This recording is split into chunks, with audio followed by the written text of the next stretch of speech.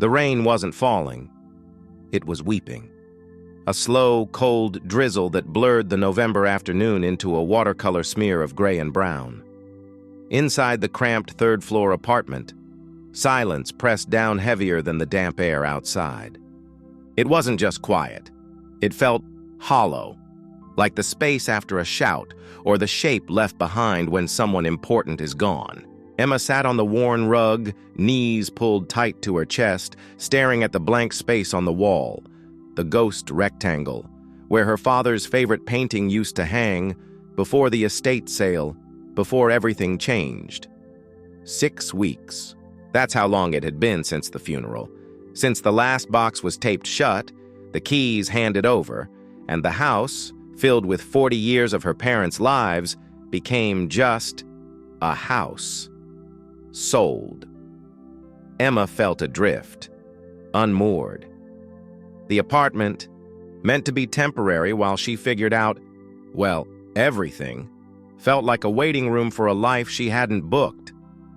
The job search emails blurred into one long rejection. Friends tried, bless them, but their bustling lives, their couple lives, only amplified the echo in her own chest. You're here, listening, and that means more than you know. If you feel safe in these stories, your one subscribe helps me keep this quiet little corner alive. Thank you for being part of this peaceful world. A small sound pierced the stillness, not the groan of the old radiator or the distant sigh of city traffic below. This was soft, furtive, a rustle, like dry leaves skittering across pavement. Emma held her breath. Her eyes scanned the dim corners of the living room. Nothing. Probably just the building settling, or her own loneliness playing tricks. She leaned her head back against the sofa, the scratchy fabric familiar and somehow grounding in its shabbiness.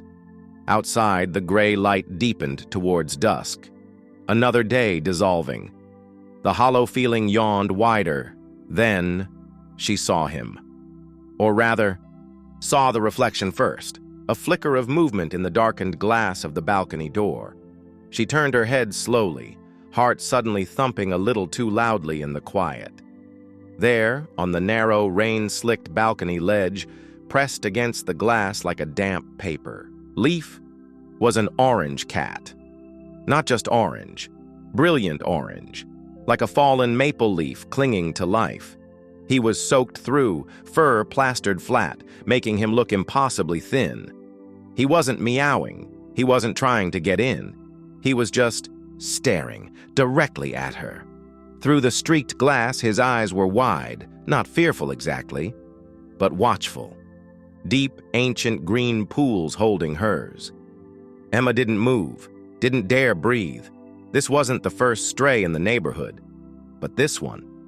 There was something unnervingly deliberate about his presence. He wasn't scavenging. He wasn't lost. He looked like he was waiting. For her, the intensity of that green gaze pinned her to the spot. She noticed the ragged edge of one ear, a small, pale scar cutting through the fur above his left eye. He shivered, a tiny ripple passing through his soaked body, but his gaze never wavered. It wasn't pleading. It was assessing. Slowly, carefully, Emma unfolded herself and stood. The cat tensed, muscles coiling beneath the wet fur but didn't bolt. She moved towards the balcony door, her steps silent on the thin carpet. He tracked her every move. She stopped a foot away from the glass. Raindrops traced paths down the pane between them. Up close, he looked even more bedraggled. Skinny, tired. Yet those eyes, they held a quiet, fierce intelligence. An old soul kind of look. She reached a tentative hand towards the door handle. The cat didn't flinch. He just blinked. Once, slowly, a deliberate gesture in the silent language of cats. Her fingers closed on the cold metal. Should she? Strays could. Be skittish or worse, but the rain was turning icy. The ledge was narrow, and that look, it tugged at something deep inside the hollow space. Something forgotten. Something like responsibility? Or maybe just the desperate need to connect with another living creature feeling lost in the rain. She unlocked the door. The click echoed sharply. She slid it open just a crack, just enough for the damp chill to rush in. The cat didn't move towards the opening. He just lifted his head slightly, nostrils flaring as he scented the warm air from inside. His whiskers twitched. He looked from the crack, back to Emma's face. Then, with a dignity that seemed absurd, for a drenched stray, he took one deliberate step forward, paused, and then another. He slipped through the gap, silent as a shadow. He didn't bolt into the apartment. He stopped just inside, on the worn vinyl floor of the entryway. Water pooled around his small, delicate paws. He shook himself once, a surprisingly vigorous spray that sent droplets flying. Then he sat, right there, and looked up at her again, expectant, not demanding, just present. Emma stood frozen, door still ajar, the cold air swirling around her, ankles. The hollow apartment suddenly felt occupied. This tiny dripping creature with his battle-scarred ear and watchful green eyes had crossed a threshold. Not just the balcony door, something else. He filled the silence with the soft sound of his wet fur, the faint rhythm of his breathing. He filled the ghostly rectangle on the wall with possibility. She hadn't planned on a cat. She hadn't planned on much of anything lately. But as she looked down at this small, soggy ambassador from the rain-slicked world outside, a single, unexpected thought pierced the fog of her grief. Maybe I'm not the only one who's lost. She closed the balcony door softly, shutting out the weeping sky. The lock clicked. The orange cat blinked again, slowly. And in that quiet click, in that slow blink, something fragile, something vital began. A quiet shift in the heart, on a rainy November afternoon. A shift Emma couldn't name yet, but one that would lead, months later, to a dusty attic box and a painting named Victor. The radiator hissed, a thin, persistent counterpoint to the drumming rain outside. Victor. The name had settled on him like dust, inevitable and strangely right. Emma hadn't chosen it consciously. Kneeling on the vinyl floor that first night, towel in hand, she'd murmured reassurances. "It's okay. You're safe now." Poor Victor. The word just slipped out. Later, she'd wonder why that name, plucked from the empty air of her grief. But for the orange cat huddled in the towel, shivering less violently now, it seemed to fit. He'd lifted his head at the sound, those ancient green eyes fixing on her face, and blinked once. Slow, deliberate. Acceptance? Or just exhaustion? She couldn't tell. He didn't protest the drying, though his body remained tense beneath her careful hands. She felt the sharp ridges of his spine, the surprising lightness of him under the thick, waterlogged fur.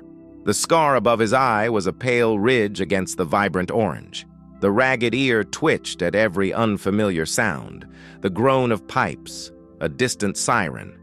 He smelled of wet pavement, damp earth, and something wild and faintly musky beneath. The apartment's stale air shifted, filled now with the scent of rain and cat. Emma found an old cardboard box, lined it with a soft, discarded sweatshirt, and placed it near the radiator. Victor watched her assemble it, head tilted. He didn't approach immediately. He sat, a small, damp sentinel in the center of the room, surveying his new temporary kingdom. Only when Emma retreated to the sofa, pulling a blanket around her shoulders and pretending to read a book she couldn't focus on, did he move. With infinite slowness, he crept towards the box. He sniffed the sweatshirt fabric thoroughly, circled it twice. Then, with a sigh that seemed to come from his very bones, he stepped in, curled tightly into a bright orange comma, and closed his eyes. The rise and fall of his ribs, still rapid at first, gradually slowed. The hollow apartment wasn't silent anymore. It held the soft rhythm of a sleeping cat's breath. The next morning dawned gray and damp, the rain reduced to a mist that clung to the windows. Victor was awake before her. Emma found him sitting primly by the balcony door, staring out at the blurred cityscape. He didn't meow for food. He didn't scratch. He just waited, watching her with that unnerving stillness. She scrambled, finding a chipped saucer for water, opening a can of tuna she'd bought on a whim months ago. The snick of the can opener brought his ears pricking forward. He approached the offered saucer cautiously, sniffed the fish with intense concentration, then ate with a quiet, focused intensity. Every bite deliberate, every movement economical. He left the saucer spotlessly clean. If this gentle story brought even a tiny smile or calm to your heart, would you consider subscribing? It helps me keep sharing these soft moments for you and for anyone who needs peace tonight. The days began to shape themselves around Victor's quiet presence. He wasn't demanding, but he was there, a warm, silent observer. Emma's attempts to resume her job search felt hollow, the rejection emails landing like lead weights in her inbox. She'd sit at the small table, laptop glowing, shoulders slumped. Victor would often appear, seemingly from nowhere. He wouldn't jump on her lap, not yet. He'd sit nearby, perhaps on the worn rug, and simply watch her. Sometimes he'd groom himself meticulously, the rough rasp of his tongue against fur a surprisingly soothing sound in the quiet.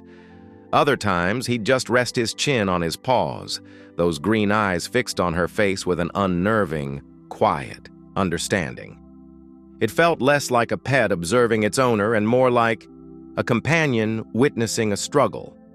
One particularly bleak afternoon, the gray light leaching all color from the room, Emma found herself staring blankly at the ghost, rectangle on the wall. The absence of her father's painting felt like an open wound. A choked sob escaped her. She buried her face in her hands, the weight of the last 6 weeks, the funeral, the dismantling of her childhood home, the crushing loneliness, finally breaking through the numb barrier she'd erected. Tears she hadn't allowed herself to shed flowed hot and silent down her cheeks. She didn't hear him approach. She felt it first, a soft pressure against her ankle, then the faintest vibration. She lowered her hands, her vision blurred. Victor was there, not rubbing against her leg playfully. He was sitting upright, pressed firmly against her calf, his side warm even through her jeans. He was purring. Not the loud, contented rumble of a well-fed cat, but a deep, resonant vibration that seemed to emanate from his core. A steady, grounding thrum. He looked up at her, his green eyes holding hers. No judgment, no expectation, just presence. That steady, unwavering purr vibrated through her bones, a tangible counterpoint to the silent shaking of her own body. It didn't stop the tears, but it anchored her. She wasn't crying alone in a hollow room anymore. She was crying with a small orange cat purring fiercely against her leg, offering the only comfort he knew how to give. Slowly, tentatively, Emma reached down. Her fingers hovered just above his head. Victor didn't flinch. He didn't lean in. He simply held her gaze, the purr continuing its deep, soothing rhythm. She let her fingertips brush the fur between his ears. It was softer than she expected, warm and dense. He closed his eyes for a moment, a slow, contented blink, then opened them again, watching her. She traced the line of the scar above his eye. He leaned into the touch, just slightly. The purr deepened. That was the beginning of the silent language between them. Emma learned Victor's vocabulary. The slow blink was trust, a gift. She started returning it, closing her own eyes slowly when he looked at her. He seemed to understand. The deliberate way he placed a paw on her foot when she was lost in thought, not demanding attention, but a quiet, "I'm here." His preference for sitting just within arm's reach, a warm, living paperweight on the edge of her loneliness. He wasn't cuddly, not in the typical sense. He didn't seek laps, but he sought proximity, connection on his own terms. She also learned his boundaries. The bedroom door was always left ajar, but Victor refused to enter. He'd sit at the threshold, tail twitching, staring into the dim room as if it held some invisible barrier. He didn't hiss or growl. It was more a watchful avoidance. The corner where her father's painting would have hung, however, seemed to draw him. He'd sit beneath the blank space on the wall for long stretches, gazing up at the empty patch of plaster, his expression unreadable. Sometimes he'd reach up with a single paw and gently tap the wall just below the ghost rectangle, as if testing its solidity. Tap, tap, tap. A soft, persistent question against the silence. Emma started. Talking to him, not baby talk, but the quiet, rambling thoughts she'd kept locked inside. "The job market's brutal, Vic," she'd sigh, staring at another rejection email. He'd be washing a paw nearby, pausing to look at her, one ear swiveling towards her voice. That house. It felt like packing away their lives into cardboard boxes, you know? Her voice would catch. Victor would often stop his grooming then, sit up straight, and fix her with that intense green stare. Listening, witnessing. It was easier to say these things to a cat who offered no platitudes, just the soft sound of his breathing and the occasional slow blink. She discovered his quirks. He had a fascination with the steam rising from her morning tea. He'd sit on the table, head tilted, watching the tendrils curl and vanish with rapt attention. He hated the sound of plastic bags rustling. It made his ragged ear flatten and his body tense. He loved the patch of weak afternoon sun that struggled through the grimy living room window for exactly 27 minutes each day. He'd be there, precisely on time, stretched out, soaking in the meager warmth, a picture of quiet contentment. One evening, a week after his arrival, Emma sat on the sofa, a book forgotten in her lap. The rain had finally stopped, leaving the city washed clean and unusually quiet. Victor was in his sun patch, now faded to gray as dusk settled. He finished a long, luxurious stretch, every muscle extending, claws flexing against the rug. Then, instead of resuming his spot or retreating to his box, he walked purposefully towards the sofa. He paused beside her, looked up at her face.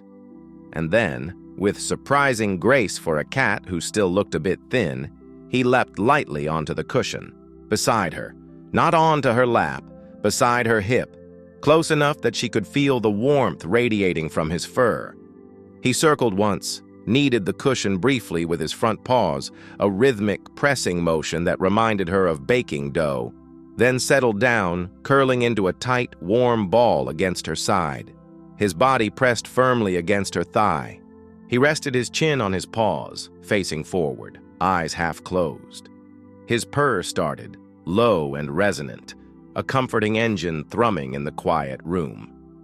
Emma held perfectly still. This was new. This was closeness.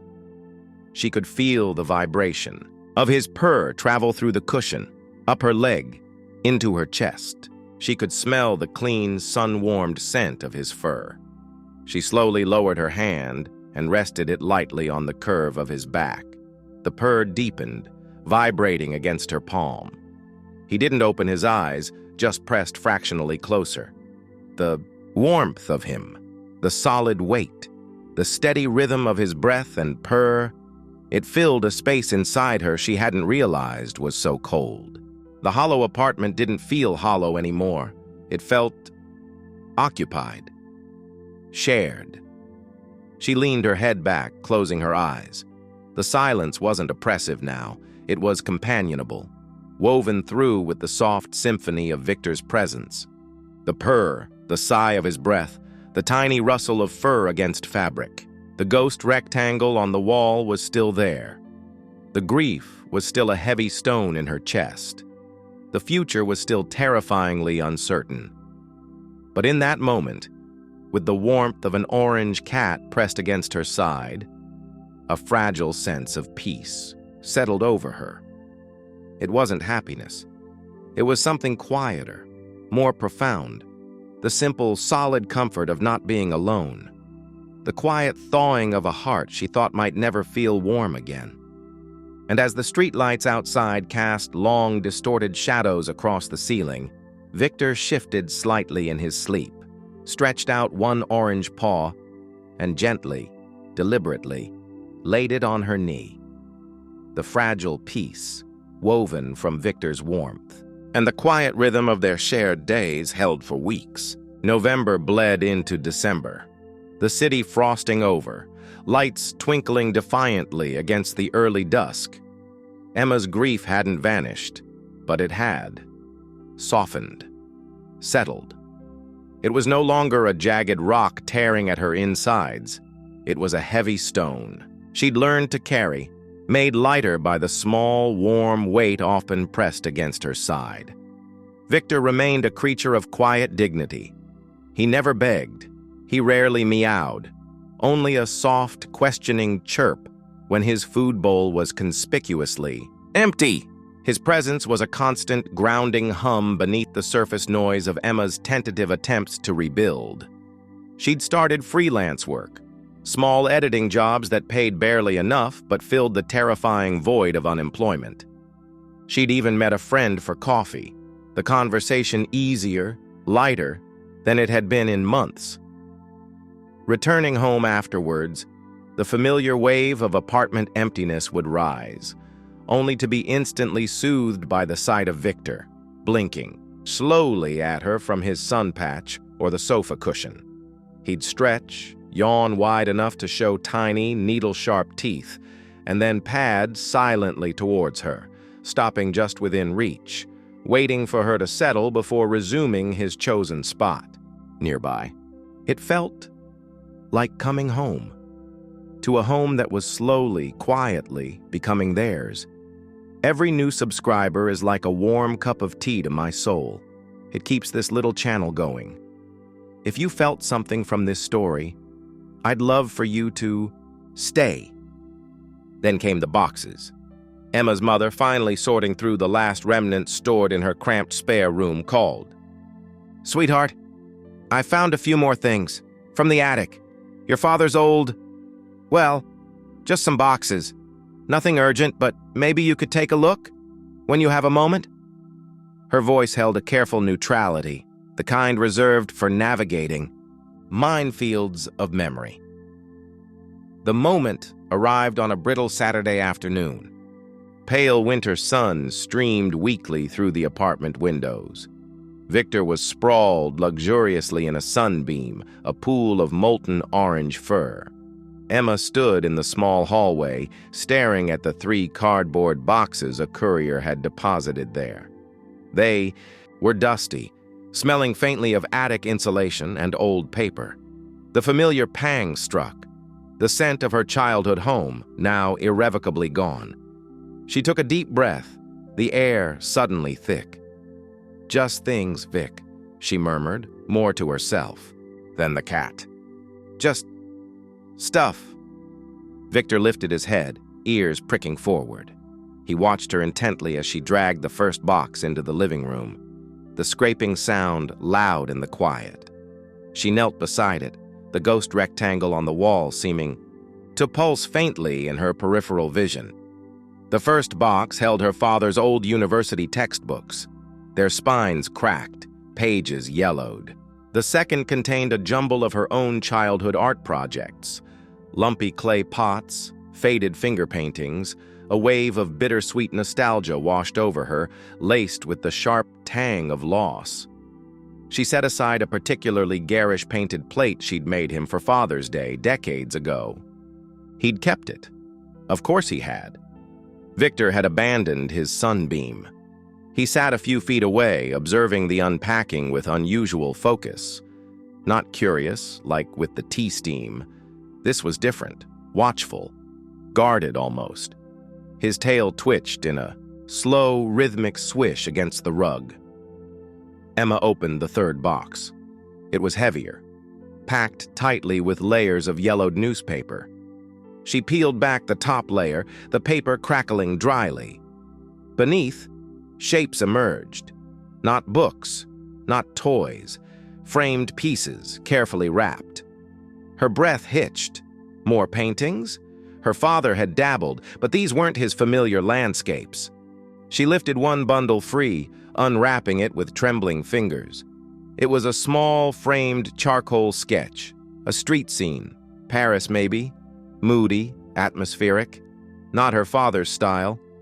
Another bundle revealed a delicate watercolor of wildflowers, beautiful but unfamiliar. A sense of confusion prickled. Why had her father kept these?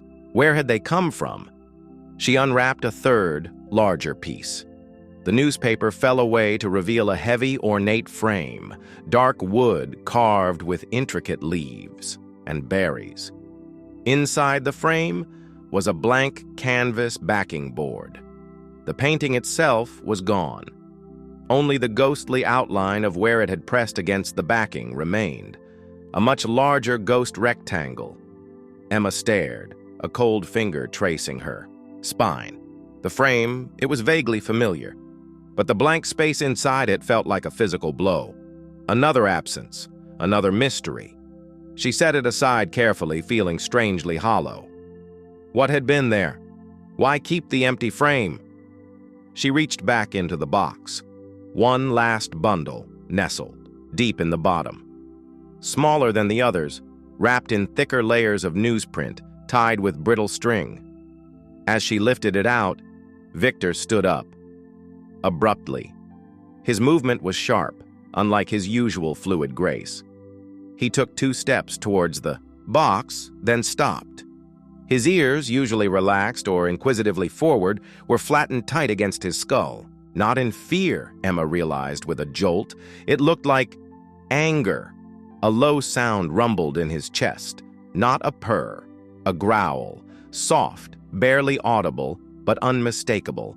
A vibration of pure feline displeasure. Emma froze, the bundle heavy in her hands. "Victor?" she whispered. His eyes weren't on her. They were fixed, laser-sharp on the bundle she held. His pupils were dilated wide, swallowing the green. His body was tense, coiled. The low growl continued, a steady, unsettling thrum. "What is it, boy?" she asked, bewildered. He'd never reacted like this. Not to plastic bags, not to sirens, not to strangers at the door. This was visceral, targeted.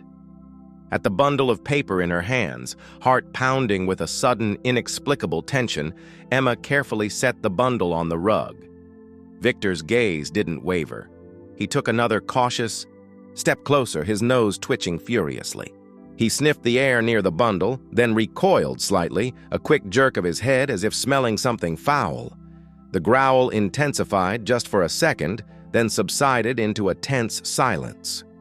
He sat back on his haunches, tail lashing now, his eyes never leaving the wrapped object. It was a posture of deep suspicion, of warning.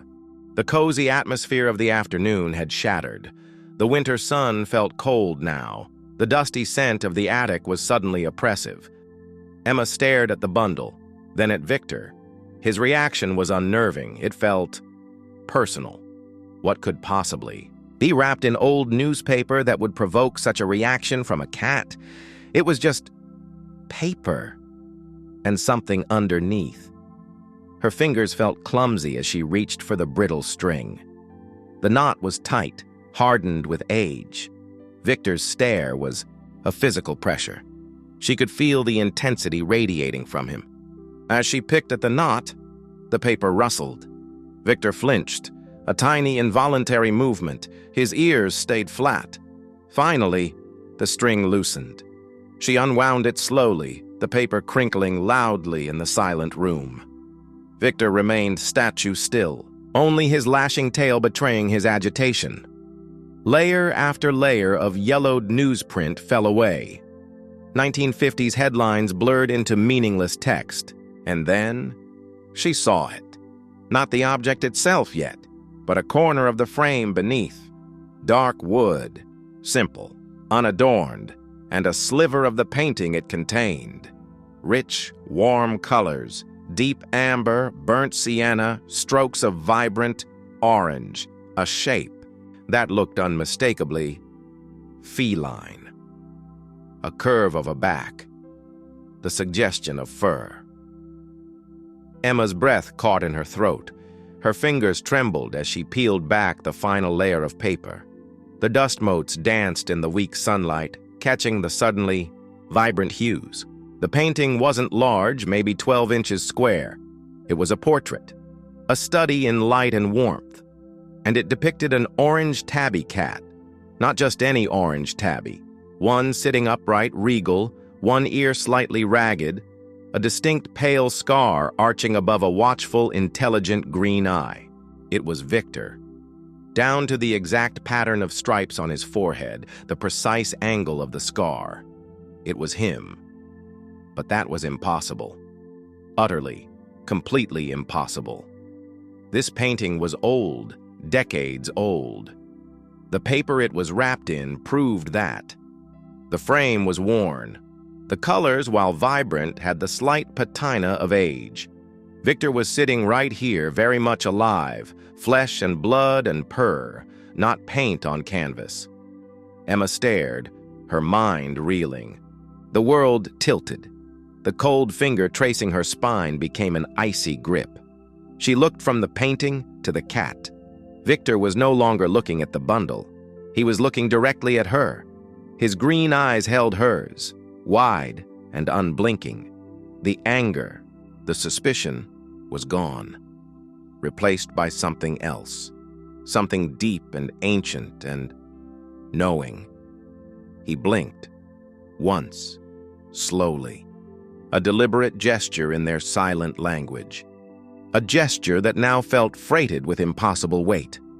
He took a single, deliberate step forward, not towards the painting, towards Emma. He stopped just short of the unfolded newspaper, his gaze never leaving hers. The low growl had vanished, replaced by a profound stillness. The air crackled with unspoken questions, with the sheer, staggering impossibility of the image before her. The cozy apartment felt alien, charged with a mystery that dwarfed the ghost rectangle on the wall. Who painted this? When? And how? How could it possibly be the cat sitting before her, staring into her soul with eyes that seemed to hold the answers to questions she was too terrified to ask? The silence stretched, thin and taut. The dust motes continued their silent dance. The painting of the orange tabby seemed to glow in the weak sunlight.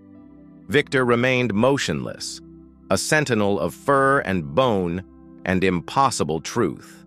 The comfortable narrative of rescue, of companionship, of quiet healing, had just fractured. And in the jagged space between the painted cat and the living one, a chilling, beautiful, utterly bewildering tension bloomed. The hollow feeling was back, but it was different now. It wasn't the emptiness of grief. It was the vertigo of standing on the edge of an abyss, staring into the impossible. The silence wasn't silence anymore. It was a roar. A deafening, impossible roar inside Emma's skull. She knelt frozen on the rug, the small painting of the orange tabby burning in her hands, Victor's ancient green eyes locked onto hers. The air felt thick, charged, crackling with static. The dust motes danced like frantic spirits caught in the weak winter light. How? The single word screamed, through the void in her mind, ricocheting off the walls of disbelief. The dates on the yellowed newspaper wrapping screamed decades ago. The style of the frame, the slight fading of the oils, all screamed old. Yet the cat depicted, every stripe, every whisker, the exact shape of the ragged ear, the pale scar, arcing above that watchful eye. It was Victor, sitting 3 feet away, alive, breathing, impossible. Victor blinked again, slow, deliberate. That familiar gesture, once a language of trust, now felt like a key turning in a lock she hadn't known existed. He didn't look at the painting. He looked only at her, as if she held the answer, as if she were the mystery. The low growl was gone, replaced by a profound, unnerving stillness. He took another step, not towards the painting, but closer to her, stopping just shy of the scattered newspaper. His tail, which had been lashing, now lay still on the rug. He simply waited. The cold grip around Emma's spine tightened, spreading icy fingers through her chest. Her hands trembled violently, the painted Victor seeming to vibrate in her grasp.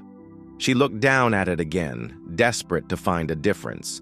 A flaw, something to shatter this terrifying impossibility.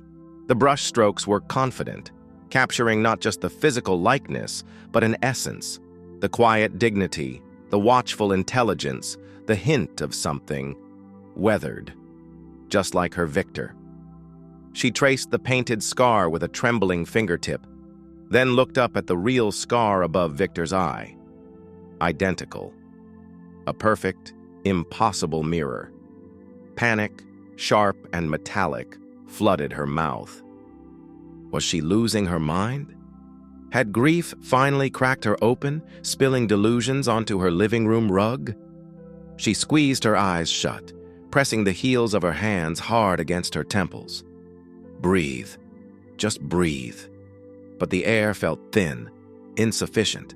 When she opened her eyes, Victor was still there, watching, waiting. The painting was still there, undeniable. Her gaze darted back to the bundle of newspaper on the rug. The one Victor had reacted to with such visceral anger. The one that had contained this. But wrapped within the painting's layers, she remembered the thickness of the wrapping, the brittle string. Had there been something else? With shaking hands, she set the framed portrait carefully aside. Victor's eyes followed the movement but snapped back to her face as she reached for the discarded newspaper. It was crumpled, layered. She smoothed a section out, the paper crackling like dry bones. Yellowed headlines about grain prices and political speeches. Nothing. She picked up another piece, more of the same. Frustration warred with the icy fear. Then, her fingers brushed against something stiff, tucked deep within the folds of the innermost layer. Not canvas, paper, thicker, folded.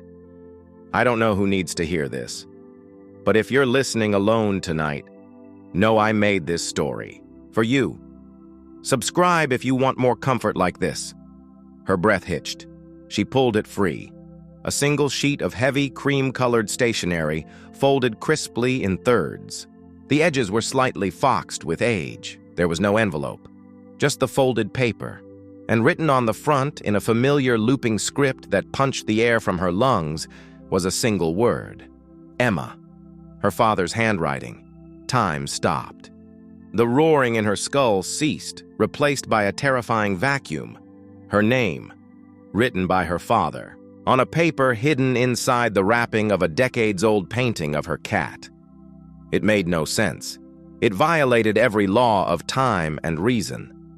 Her hands shook so violently she could barely unfold the paper. It crackled stiffly. The scent of old paper, faint ink, and something else. Her father's pipe tobacco. A ghost scent that brought an immediate, painful lump to her throat. She unfolded it. The handwriting inside was the same, her father's, but different, less controlled. The lines slanted, the pressure of the pen uneven, as if written under great strain. The date at the top. Her blood ran cold. October 12th. 5 weeks before his sudden, fatal heart attack. 5 weeks before the world ended. "My dearest Emma," it began. The familiar salutation tore at her. She could almost hear his voice. "If you're reading this, well, I suppose the impossible has happened. or you've been extraordinarily thorough in your attic archaeology." A weak attempt at his usual dry humor, but the tremor in the script betrayed it. "I never meant for you to find this. Especially not the painting. Especially not now. But secrets have a way of surfacing, don't they? Especially the heavy ones." Emma's vision blurred. Tears welled, hot and stinging. She blinked them away furiously, needing to see, needing to understand. "The painting," the letter continued, the ink seeming to darken, the pressure increasing. "His name was Victor. He wasn't mine. Not really. He belonged to the woman who lived next door when I was a boy. Mrs. Gable, a fierce old soul, lived alone with this magnificent orange beast. Victor was extraordinary, fearless, loyal. He'd sit with me for hours under the oak tree when I felt lost, which was often back then, just sat, purring, like a little engine of pure, quiet comfort. He saved me, Emma. In those awkward, lonely teenage years, that cat was my anchor." A sob escaped Emma's lips, harsh and sudden. She clapped, a hand over her mouth. Victor beside her shifted slightly but remained silent, watching her face. "Mrs. Gable passed when I was 17, heart failure, quick, no family. Victor, he just vanished, disappeared the night she died. I looked for him everywhere, for weeks, months, nothing. It broke something in me. That loss, on top of everything else," the writing faltered, became a scrawl. "I couldn't bear it. So I painted him. From memory. Every stripe, every scar he got defending Mrs. Gable's garden from raccoons, that ragged ear. I poured everything I felt, the grief, the gratitude, the loneliness, onto that canvas. It was the only way I could keep him with me." Emma stared at the words, then at the painting beside her. Her father's hand, her father's grief, his Victor, her Victor. The impossible likeness wasn't a coincidence. It was an echo, a ghost painted in oils. And yet, here was flesh and blood. I kept the painting.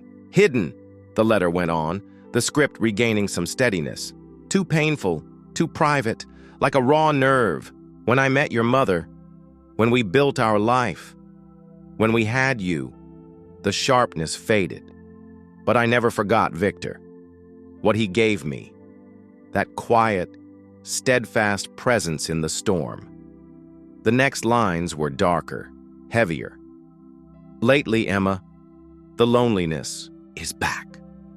Different, deeper, aching in my bones. Retirement, this big empty house without you buzzing through it. It's harder than I thought. I find myself staring at the blank wall where Victor's painting should be. I took it down years ago, couldn't bear the reminder of how loss feels. But now I wish I hadn't. I wish I could see him again. That silent, purring anchor." The tears fell freely now, silent rivers down Emma's cheeks, splashing onto the aged paper, blurring the ink. Her father, so strong, so steady, carrying this hidden ache, this longing for a long-lost cat, while she, wrapped in her own grief, had been oblivious. The guilt was a physical pain, sharp and twisting. "I'm rambling," the letter concluded, the handwriting becoming frail again. "Old man's melancholy. Forgive me. I suppose I just wanted you to know about Victor. About that quiet strength he represented. About the creatures who find us when we're lost and stay just long enough to show us the way back. Maybe you'll find your own Victor someday. I hope you do, my darling girl. More than anything." It was signed simply, "Dad." The final word was a whisper on the page, a whisper that echoed like thunder in the silent room. Emma lowered the letter, her body racked with silent sobs. The weight of it all crashed over her, her father's hidden pain, her own obliviousness, the staggering, impossible coincidence of this cat, this name, this likeness. The ghost rectangle on the wall wasn't just an absence, it was a testament to her father's unspoken loneliness. And Victor, her Victor, was he an echo? A cosmic joke? Or something else entirely? She felt a gentle pressure against her folded knee. She looked down, her vision swimming. Victor had moved. He was no longer watching from a distance. He had crept close, silently. Now he placed one front paw, soft and deliberate, directly onto the edge of the unfolded letter, onto her father's signature. He looked up at her, his green eyes holding hers. No ancient mystery now, just profound, simple understanding. And something else, an unwavering feline certainty. Then, slowly, deliberately, he did something he had never done before. He pushed his head firmly against the hand still clutching the letter. Not a nudge for affection, a demand. Her fingers, numb with shock and grief, loosened. The letter fell softly onto the rug. Victor didn't look at it. He kept his head pressed against her hand, his eyes locked on hers. Then, with infinite care, he began to purr. Not the soft rumble of contentment, a deep, resonant vibration that seemed to emanate from the very center of his being. A vibration she felt in her bones, in the hollow space grief had carved inside her. It was the same purr he'd offered her that first day she cried. Steady, grounding, an anchor thrown into the storm of her unraveling. The dam broke, sobs tore. From Emma's chest, raw and ragged, she crumpled forward, folding over herself, her forehead almost touching the rug. The tears weren't just for her father now. They were for the years he'd carried his secret pain, for her own blindness, for the impossible, beautiful, terrifying mystery sitting beside her, purring like a tiny engine of solace against her trembling hand. She cried until her ribs ached, until her throat was raw. And through it all, Victor didn't move. He kept, his head pressed against her hand, his body a warm, solid presence beside her, that deep, unwavering purr a constant thrum against the tempest of her grief. It didn't erase the pain. It didn't explain the impossible painting, but it held her. It anchored her. In the midst of the shattering, the bewildering collision of past and present, loss and discovery, this small orange cat offered the only truth that mattered in that moment. She was not alone. Slowly, exhaustedly, Emma lifted her head. Her face was swollen, tear-streaked. She looked at Victor. He blinked slowly. Once. That familiar gesture. Trust. She reached out, her fingers trembling, and buried them deep in the thick fur of his neck. He leaned into the touch, the purr deepening, vibrating through her palm, up her arm, into her shattered heart. She looked at the painting of the other Victor, her father's anchor, then at the living Victor who had found her in the rain. The same eyes, the same scars, the same quiet, fierce dignity. Coincidence? Fate? A thread woven through time? She didn't know. She couldn't know. The mystery remained, vast and profound, but the crushing weight of guilt, the paralyzing fear of the impossible, it began to soften. Not vanish, but shift. Under the steady pressure of Victor's purr, the warmth of his fur beneath her hand, a different understanding bloomed. It wasn't about solving the puzzle, it was about the gift. Her father, in his final lonely weeks, had wished for his Victor. And somehow, impossibly, unbelievably, she had found hers. Or he had found her, in the rain, on a ledge, with watchful green eyes. She picked up the letter again, carefully avoiding the tear-stained signature. She looked at her father's words. Maybe you'll find your own Victor someday." A choked, watery sound escaped her, half sob, half disbelieving laugh. She looked down at the cat pressed against her, his purr a steady counterpoint to her ragged breathing.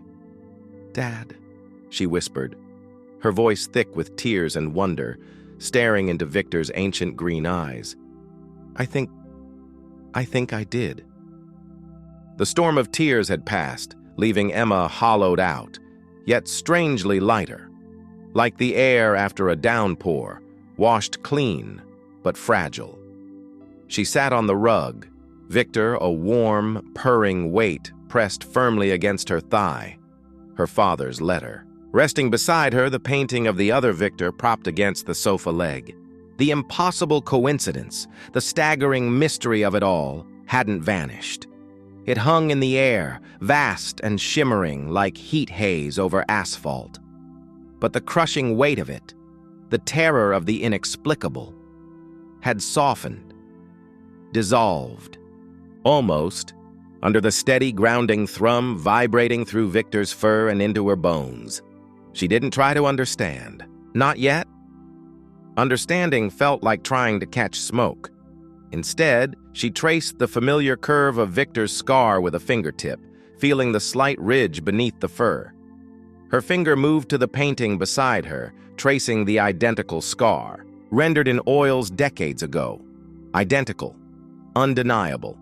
A physical bridge across an impossible gulf. She looked from the painted green eyes, frozen in time, to the living ones watching her with quiet intensity.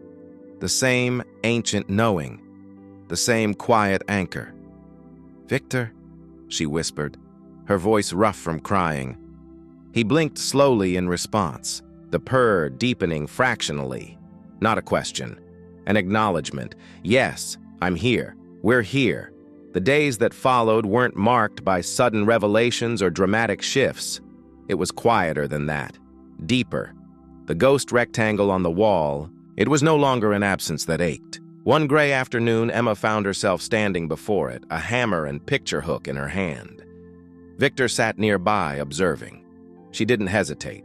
She measured, tapped the hook into the plaster, the sound sharp and final. Then, carefully, she lifted her father's painting, his Victor, and hung it precisely where his favorite landscape had once been. The ornate frame felt solid, real against the wall. The vibrant orange fur of the painted cat seemed to glow softly in the dim light. Victor didn't tap the wall beneath it anymore. He didn't stare up at it with that unreadable intensity. Instead, he would often sit beside her when she sat on the sofa looking at it. Sometimes he'd glance at the painting, then back at her, and give a soft, contented sigh before resting, his chin on his paws, as if acknowledging a relative, a portrait on the wall, nothing more and everything. Every time someone subscribes, it's like another little light turns on in this peaceful corner of YouTube. If this story touched you tonight, please stay with me. I'd love to share more soft, sleepy cat tales with you. The bedroom door remained ajar. But one evening, as Emma prepared for bed, Victor didn't linger at the threshold. He padded silently past her into the room. He didn't explore. He didn't jump on the bed. He simply walked to the worn rug beside her side of the bed, circled once, and settled down, curling into a tight orange sphere. Emma watched him, a lump forming in her throat. It wasn't a grand gesture. It was quiet, deliberate, a crossing of his own internal threshold. When she climbed into bed, she could hear the soft sound of his breathing, steady and calm, from the floor beside her, a guardian in the dark. The room no longer felt like a space filled with the echoes of solitary grief. It felt shared, protected. Routines shifted, imbued with new layers of meaning. Morning tea wasn't just caffeine, it was a ritual.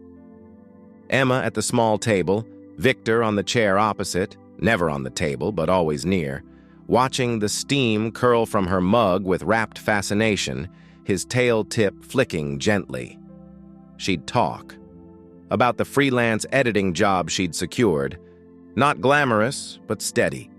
About the tentative coffee plans with an old colleague, about the strange, quiet peace she was finding in the mundane. Victor listened, always, his slow blink a punctuation mark, his soft chirp when she mentioned something hopeful, like a tiny affirmation.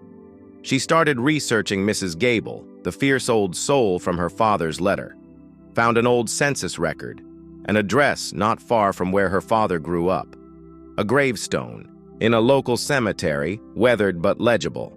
She didn't visit, not yet.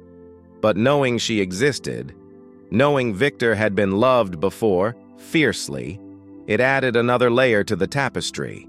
She wondered if Mrs. Gable had felt that same grounding, in her own dark moments. She looked at Victor, now comfortably napping in his favorite sun patch, still precisely 27 minutes she'd timed it, his belly full, his fur gleaming. He'd known hardship. The ragged ear, the scar, the wary intelligence spoke of a life lived on edges. But now he knew safety, warmth, steady meals, and perhaps most importantly, a shared, unspoken understanding. The mystery didn't gnaw at her anymore. It simply was, like the weather, like the changing light through the windows. She stopped trying to force logic onto the impossible synchronicity. The name, the scars, the timing of his arrival. The how became less important than the what. What mattered was the warm weight against her leg as she worked, the soft headbutt greeting when she came home, the way he'd find her if she sat too long lost in thought, placing a single deliberate paw on her foot. Here, now, with me. One rainy afternoon, mirroring the day he'd arrived, Emma sat on the sofa, sketching. Not for work, just lines, on paper, shapes. Victor was curled beside her, a deep, rumbling purr emanating from his chest. She wasn't looking at him, but her pencil moved almost of its own accord, strokes forming the curve of a back, the angle of a head, the distinctive arch of a scar above an eye. She looked down at the sketch taking shape. It was Victor. Not a perfect likeness, but the essence was there. The quiet dignity, the watchfulness. She set the pencil down and simply looked at him, sleeping peacefully, utterly trusting. A memory surfaced, sharp and clear. Her father, years ago, teaching her to paint. His large, gentle hands guiding hers on the canvas. "Don't just paint what you see, Em," he'd said, his voice warm and patient. "Paint what you feel. The light, the shadow, the quiet. Inside." She'd been frustrated, wanting perfect trees, not feeling. Now she understood. Her father hadn't just painted a cat, he'd painted an anchor, a feeling of solace given fur and form. Victor stretched in his sleep, one orange paw extending, claws flexing gently. He sighed, a soft puff of air, and settled deeper against her side. Emma picked up the pencil again, not to add to the sketch, but to write beneath it, in her own looping script, Victor, found in the rain, anchor in the storm. Proof that some threads are unbreakable. She looked from the sketch to the real cat, then to her father's painting on the wall. 3 Victors, one painted in grief decades ago, one sketched in quiet gratitude now, and one purring, warm, alive, weaving them all together with the simple, profound magic of his presence. The apartment, once hollow, now hummed with a quiet, resilient life. The rain still fell outside, but inside, it felt like shelter, like the calm eye found within the impossible storm. The mystery wasn't solved. It was simply held. And in the holding, it had transformed from a terrifying question into a quiet, enduring gift. Spring arrived tentatively in the city, not with a burst of blossoms, but with a softening of the gray, a hesitant warmth in the afternoon sun that, lingered a few minutes longer each day. The apartment, once a hollow echo chamber of grief, now held a quiet, lived-in hum.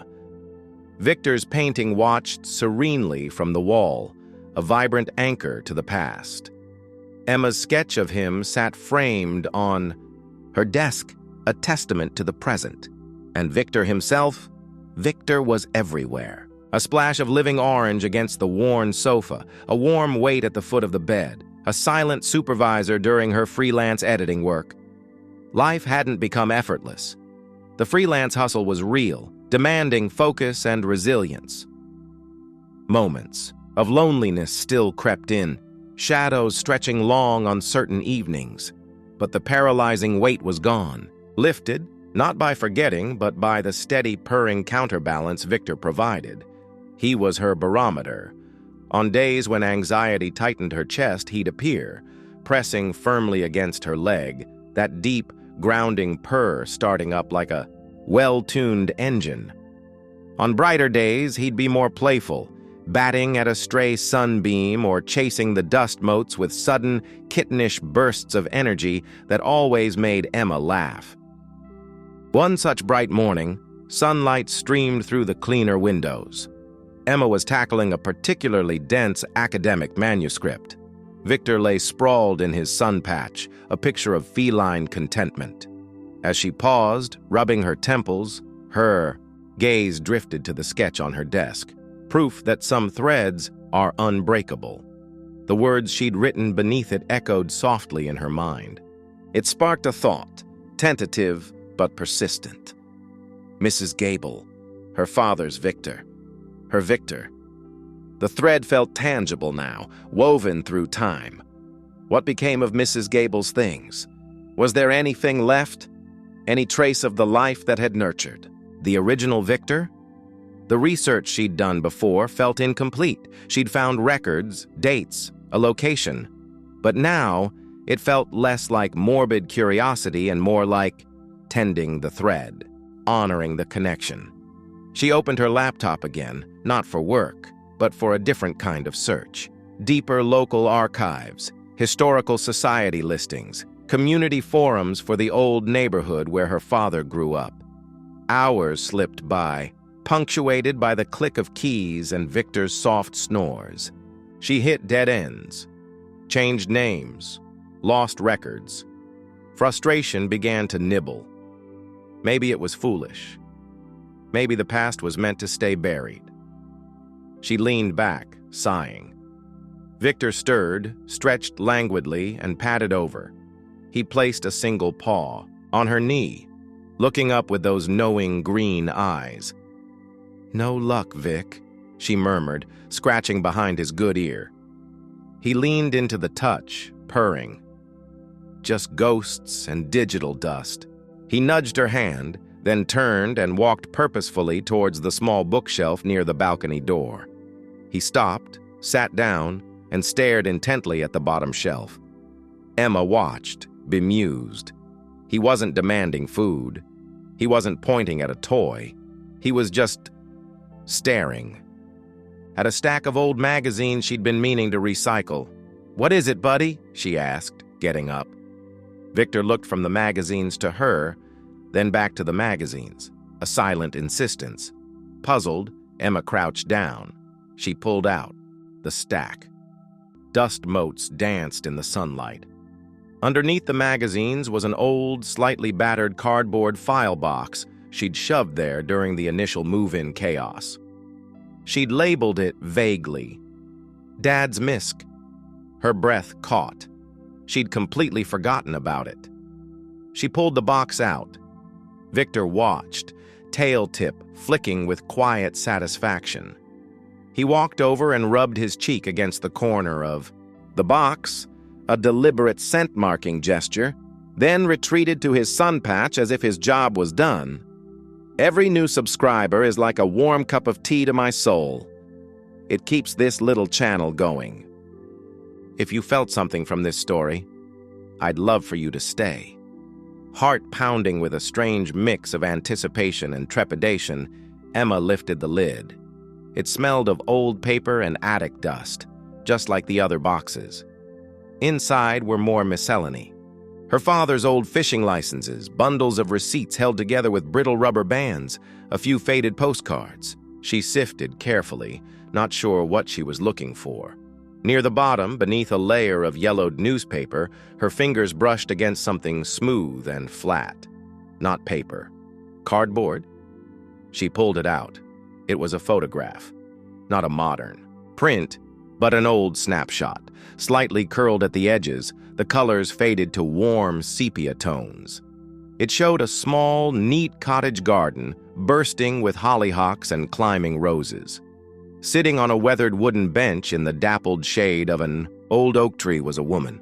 She had sharp, intelligent eyes, silver hair pulled back in a no-nonsense bun, and a face etched with lines that spoke of laughter and weathering. She wore a simple floral dress and sturdy boots, and curled contentedly in her lap, a bright orange. Splash against the dark fabric of her skirt was a cat, an orange tabby, one ear distinctly ragged, a pale scar visible above a watchful eye, even in the faded photo. Victor, Mrs. Gable's Victor. Emma's hand flew to her mouth. She stared. There he was, not painted, not sketched, captured in a moment of life decades ago. The likeness to her Victor was still staggering, a physical jolt, but it was the woman who held her gaze.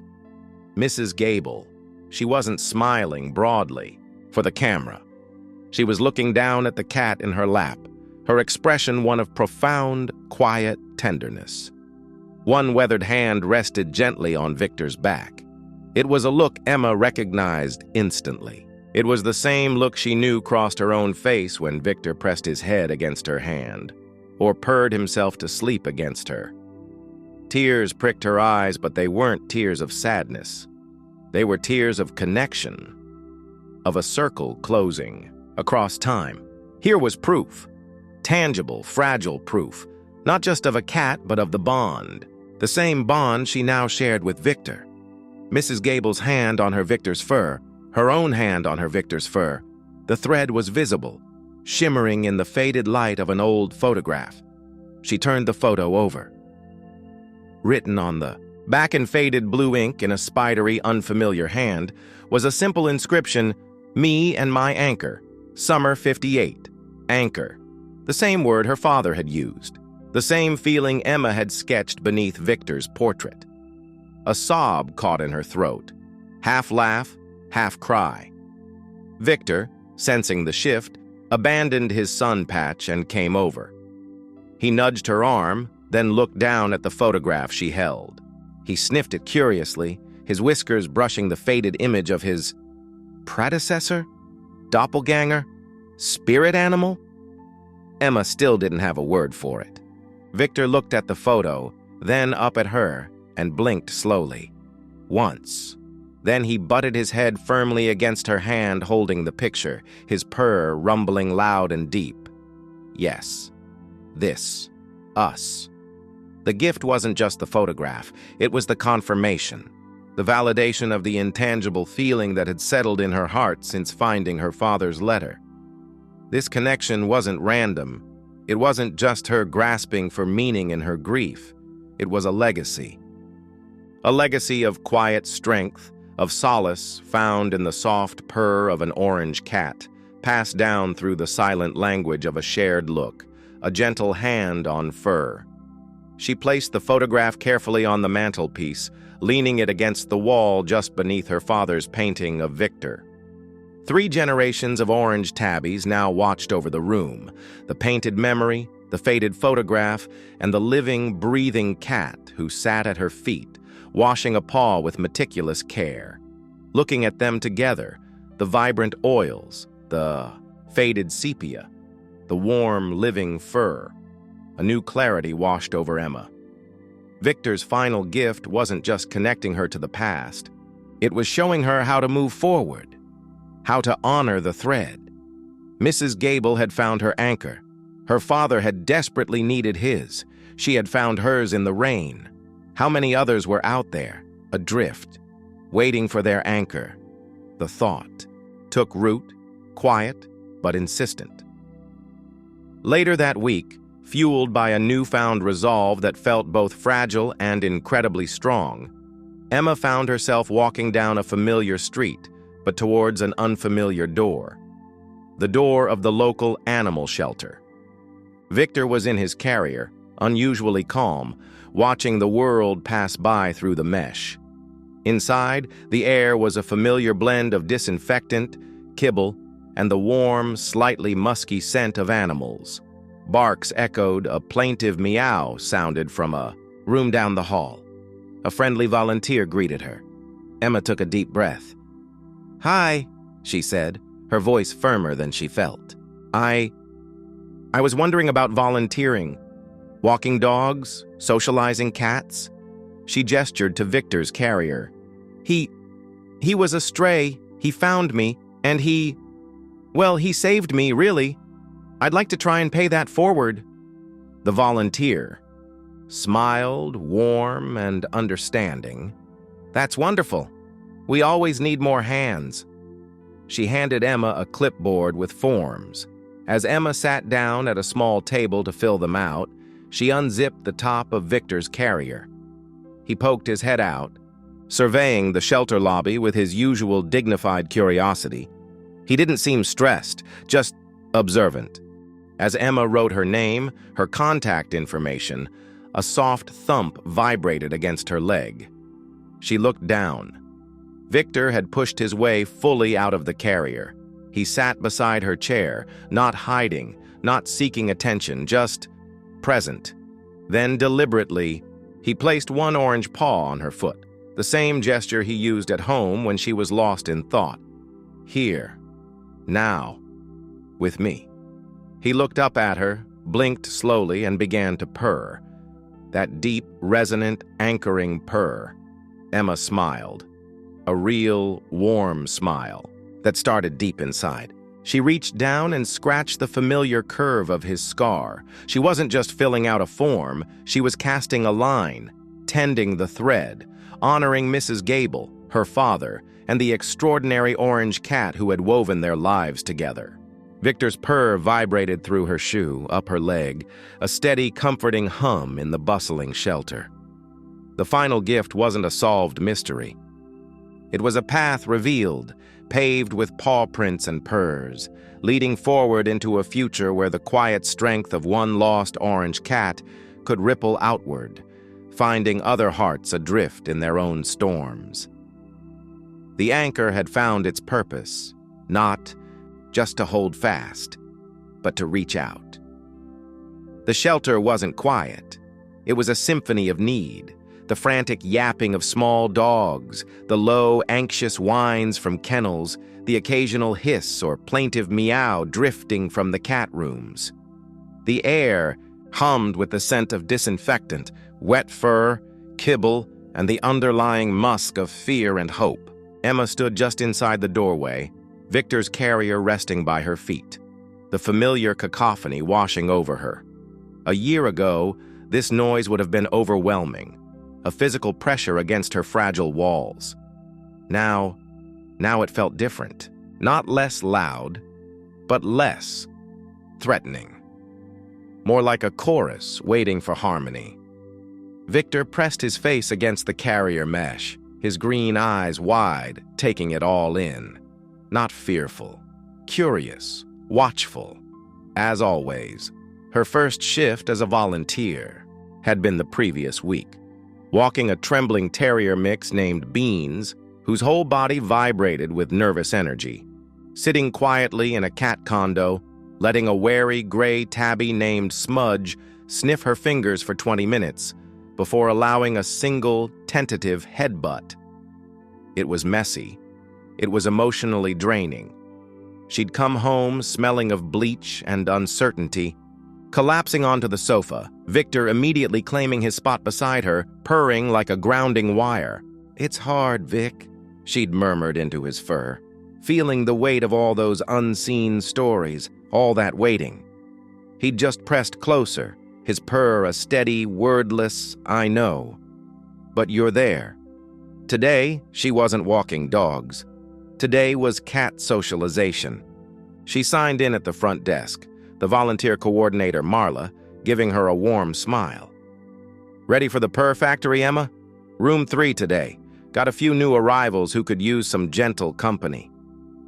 Emma nodded, a flutter of nerves mixed with resolve in her chest. She unzipped Victor's carrier. He stepped out smoothly, stretching each leg with deliberate grace, ignoring the barking from down the hall. He looked up at her, blinked slowly, then rubbed his cheek against her shin, depositing his scent.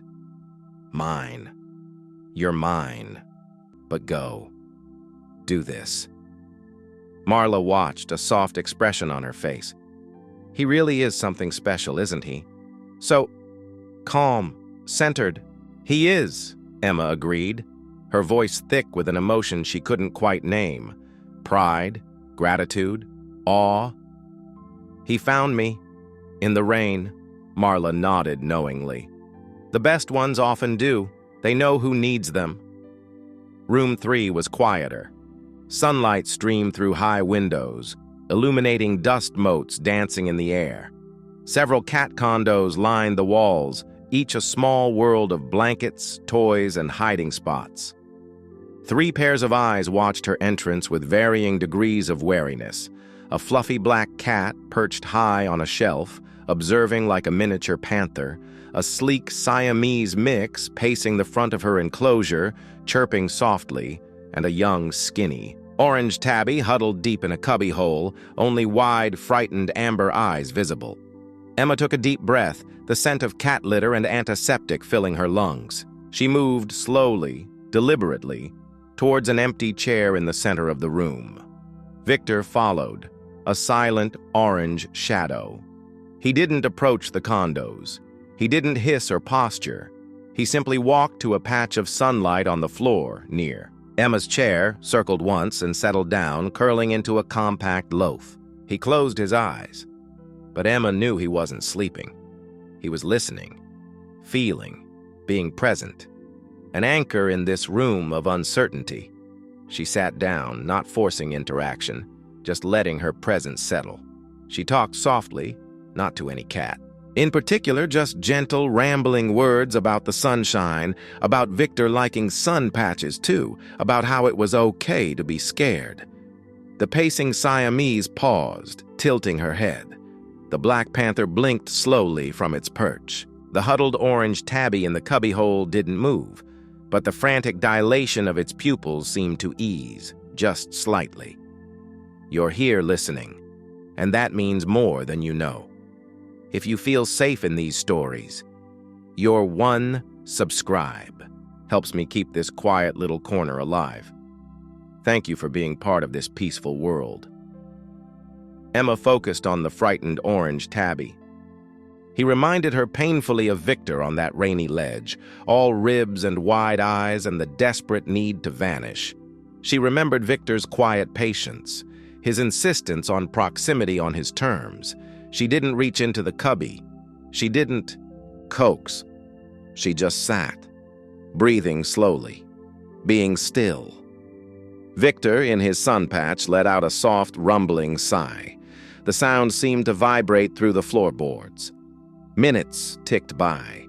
The shelter sounds faded to a distant hum. The sunlight warmed the room. Slowly, impossibly slowly, a small orange head emerged from the cubbyhole. Then, a skinny shoulder. The young tabby stared at Emma, then his gaze flickered to Victor, a solid, serene presence radiating calm. Victor didn't open his eyes. He just kept purring, a low, steady thrum that filled the quiet space between the cages. The young cat took one tentative step out of the cubby, then another. He kept his body low, belly almost brushing the floor, ready to bolt. He stopped halfway, between his hiding spot and Emma's chair, frozen, trembling. Emma held her breath. Victor's purr deepened, resonating like a gentle engine, and then it happened. The young tabby didn't come to Emma. He crept, step by cautious step, towards Victor. He stopped a foot away, sniffing the air. Victor still didn't move, didn't acknowledge him directly, just kept purring. The young cat stretched his neck, sniffing closer. Victor lifted his head, just a fraction, and slowly, deliberately, blinked. Once, the universal feline signal, "I am safe, you are safe." The trembling in the young cat's legs lessened. He took another step, then another. He lowered his head, cautiously sniffing Victor's flank. Victor remained still, a statue of orange tranquility. The young cat circled him once, sniffing. Then, hesitantly, he sank down onto the floor, not touching Victor, but close. Very close. He tucked his paws under him, his wide amber eyes fixed on Victor's peaceful form. His own body, tense as a coiled spring, began to relax muscle by muscle. He let out a tiny, shaky sigh. Emma watched, tears welling silently, hot and sudden. She didn't move. She barely breathed. It wasn't about her. It was about the quiet transmission happening on the sunlit floor. One lost soul, radiating a hard-won peace, reaching out, without touch, without demand, to another lost soul trembling on the edge of trust. Victor wasn't just her anchor anymore. He was becoming a beacon, a silent testament that safety, warmth, and quiet companionship were possible even after the rain, even after the fear. This was the meaning. The thread her father had written about, Mrs. Gable had lived, and Victor embodied. It wasn't magic. It wasn't fantasy. It was the profound, earth-shatteringly simple power of presence, of one creature seeing the loneliness in another and choosing to stay, choosing to blink slowly, choosing to purr in the face of fear. It was the invisible string woven not by fate, but by countless small choices. To open a door in the rain, to paint a memory in grief, to keep a photograph, to sit quietly in a shelter room radiating calm. The connection wasn't about blood or species or even time. It was about resonance. The resonance of a shared need for shelter, for understanding, for the quiet certainty of not being alone in the storm. Her father had found it with Mrs. Gable's, Victor. She had found it with hers. And now this trembling scrap of orange fur was finding it, drawn to the steady hum of Victor's peace. The thread stretched, fragile but unbreakable, linking them all. Mrs. Gable in her garden, her father at his easel, Emma on her rain-slicked balcony, this young cat on a shelter floor, in a chain of quiet solace passed on like a whispered secret. Victor finally opened his eyes. He looked at the young cat now resting beside him, then lifted his gaze to Emma. He blinked slowly. Once. A message received across the space between them. "See? This is how it's done. This is the work." Emma smiled through her tears, a smile that felt wide and real and anchored deep in her soul. She wasn't fixed. Grief still had its corners. Loneliness still visited. But the hollow space was filled now, not erased, but woven through with threads of orange fur and rumbling purrs, with the echoes of her father's love, with the faded smile of Mrs. Gable, and now with the tentative trust glowing in the amber eyes of a shelter cat finding his courage. She wasn't just healing. She was becoming part of the tapestry, a weaver of the thread. Later, walking home, the city buzzed around them. Victor padded beside her on his leash, dignified as ever, ignoring the pigeons and the traffic. The shelters. Scent still clung to her clothes, but it felt different now, like the smell of possibility, of connection in progress. She looked down at Victor, his fur glowing like embers in the afternoon sun. He looked up, meeting her gaze. She blinked slowly. He blinked back. A silent conversation woven over months, of rain and revelation. The ghost rectangle was long gone, replaced by her father's painting. The apartment wasn't a waiting room anymore. It was a home, marked by claw scratches on the sofa leg and a framed sketch on the desk. The future wasn't a terrifying void. It was the next shift at the shelter, the next step with beans or smudge, the next quiet moment with Victor's warmth against her side.